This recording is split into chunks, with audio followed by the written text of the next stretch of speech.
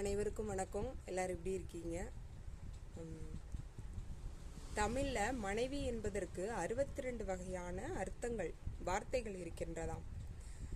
அவை துணைவி, கடகி, கண்ணாட்டி, கற்பாள், காந்தை, வீட்டுக்காரி, கிருகம், கிழத்தி, குடும்பினி, பெருமாட்டி, பாரியாள், பொருளாள், இல்லத்தரசி, மனையுறு மகள், வதுகை, வாழ்க்கை, மணவாட்டி, பத்தினி, கோமகள், அன்பி, தலைமகள், வேட்டாள், விருத்தனை, உள்ளி, சாணி, சீமாட்டி, சூரியை, கைகேயை, தம்பிராட்டி, தம்மை, தலைமகள், தாட்டி, தாரம், மனைவி, நாச்சி, பளவை, வெண்டு, இல்லாள், மணவாளி, தலைவி, இயமானி, ஆட்டி, வல்லபி, குழி, மனைக்கிழத்தி, மகடுவு, பாரியை, காந்தை, இல், விருத்தனை, வது, மனைத்தாள், ஊழ்துணை, மணவாட்டி, அகமுடையாள், ஆம்படையாள், நாயகி, பெண்டாட்டி, வனிதை, வீட்டாள், ஆயத்தி, உடை.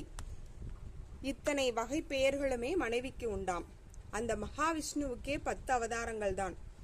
இந்த 62 அவதாரங்களையும் ஒரு நபர், அதாவது கணவன், சமாளிப்பது என்பது பெரிய கலைதான். மிக்க நன்றி.